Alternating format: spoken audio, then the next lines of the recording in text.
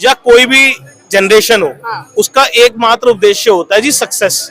और सक्सेस के लिए उसको चाहिए सहूलियत। सहूलियत कैसी? आपसे जनरेशन ये तो नहीं कह रही कि आप उनके घर में आके उनके घर भर दो। आपसे जनरेशन कह रही है आप हमसे टैक्स ले रहे हो, फ्री में नहीं ले रहे, आप पैसा ले रहे हो, आप जिम्मेदार हो कि आप इंफ्रास्ट्रक्चर बनाओ, आप नहीं बना रहे। इंफ्रास्ट्रक्चर तो बन ही रहा ना, डेवलपमेंट तो कितने जबरदस्त हो ही रही है। एक इंफ्रास्ट्रक्चर जो सस्टेन ही नहीं कर रहा, जो डेवलपमेंट सस्टेनेबल ही नहीं है, उसका फायदा क्या? आप अगर हिस्ट्री में जाओगे तो हिस्ट्री में कौन से आप कह सकते हो सस्टेनेबल नहीं है? क्योंकि देखिए कितने एम्स आ गए, कितने फ्लाईओवर आ गए, कितने एयरपोर्ट्स आ गए हैं। आप देखिए, मैं ऐसे कह सकता हूँ ना कि ब्रिजेस टूट क्यों रहे हैं? फिर ब्रिजेस क्यों टूट रहे हैं? वो इंफ्रास्ट्रक्चर टूट क्यों रहा है? अगर आप कांग्रेस के टाइम की बात भी करो, कांग्रेस के टाइम तो उस टाइम भी टूटते भी थे, उस समय भी टूटते थे, और इंक्वायरी होती थी और जांच होती थी और फिर पनिश भी होती। पर यहाँ दो चीजें है ना। एक तो कांग्रेस के टाइम पे इतना टैक्स नहीं था जितना आज है। दूसरी बात, कांग्रेस के टाइम पे इतना लोन नहीं था जितना आज है। आप लोन भी ले रहे हो, आपको लोन की जरूरत भी पड़ रही है, और तब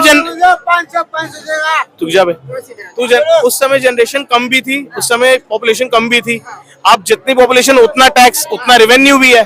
ठीक है, मानते हैं उतनी जिम्मेदारी भी हो जाती है। लेकिन ये वाली बात है कि जब आप इंफ्रास्ट्रक्चर बना रहे हो या कोई भी चीज डेवलप कर रहे हो, तो उसके अंदर आपको टैक्स का रेवेन्यू भी तो ज्यादा मिल रहा है। फिर आप हर छोटी से छोटी चीज पे टैक्स ले रहे हो आज की डेट में। पहले उन नैनो चीजों पे टैक्स नहीं लिया जाता था, आज उस पे भी टैक्स ज्यादा जा रहा है आपका। जब वो टैक्स मिल रहा है तो एनएचएआई पे लोन क्यों है? सवाल उठता है ना मैडम। ये सवाल वैलिड है, कोई इनवैलिड नहीं है ये सवाल, ये चीज है। अच्छा, एक चीज बताइए कि अभी इलेक्शन है, फिर से जनता को अपना प्रतिनिधि चुनना है और अपनी सरकार बनानी है, तो कैसे क्या सोचे जनता कि ये मेरे लिए सही है?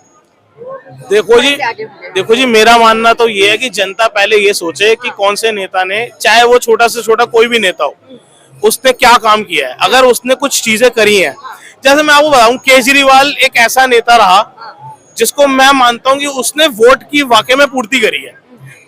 अकेला मैं केजरीवाल को ही इस चीज में सही मानता हूँ ना। मैं मानता हूँ कि कांग्रेस सही थी अपने टाइम पे, कांग्रेस ने बहुत घोटाले करे, बहुत चीजें करी हैं, और ना भाजपा ठीक है। भाजपा तो खैर है ही नहीं, लीग में ही नहीं आती, भाजपा बहुत करप्ट है। अगर आप देखो तो केजरीवाल ने डस्टबिन ठीक करवाए, पब्लिक डस्टबिन ठीक कराए, उसके अलावा उसने स्कूल जड़ से बनवाए।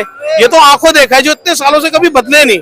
आज 31-32 साल की उम्र है मेरी, मैं तो 15-20 सालों में आज तक नहीं देखा था कि स्कूल टूट के बने हो सरकारी। ये केजरीवाल के टाइम पे हुआ है। इस टाइप के लोग चाहिए हमें, जो विजन रखते हैं, जिनमें तमीज है। ऐसे नहीं चाहिए। केजरीवाल ने अपना शीश महल भी बनाया, केजरीवाल की शीश महल को मत भूलिए, और आप पंजाब में शीश महल बना। आप एक बात बताओ, आप शीश महल की बात कर रहे हो, कौन सा? मैं ये तो नहीं कह रहा कि कोई नेता खाता नहीं है।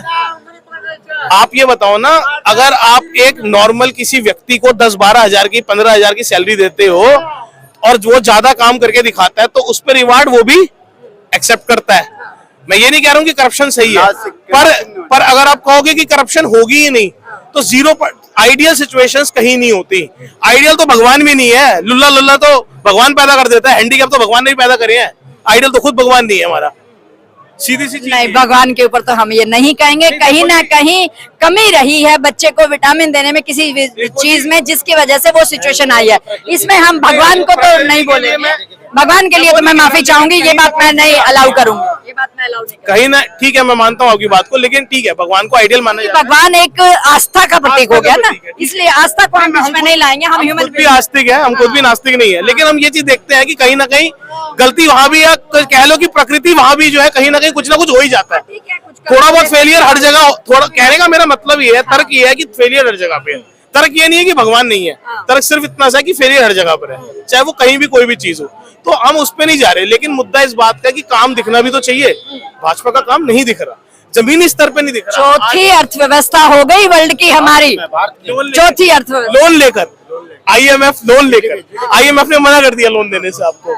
ये बेइज्जती है, ये इकोनॉमिकल सिचुएशन में बहुत बड़ी इंसल्ट है कि आप पूरे वर्ल्ड वाइड जो है आप लोन लेने की स्थिति में नहीं हो। ये वही भारत है जो बहुत कुछ देता है वर्ल्ड को। उसके बाद ट्रम्प आपसे इतना एंटी है, या कोई भी देश आपसे अगर एंटी है, हम उस पर नहीं जा रहे वो क्यों एंटी है। वो एंटी है, आप उसको गोली मारो, और लोग नहीं है क्या बेचने के लिए? और देश खत्म हो गए? बहुत सारे देश है ना, कंट्रीज कोई छोटी नहीं। ठीक है, छोटी कंट्रीज है, बड़ी कंट्री नहीं है, छोटी कंट्री तो है। आप वहां पे बेचो।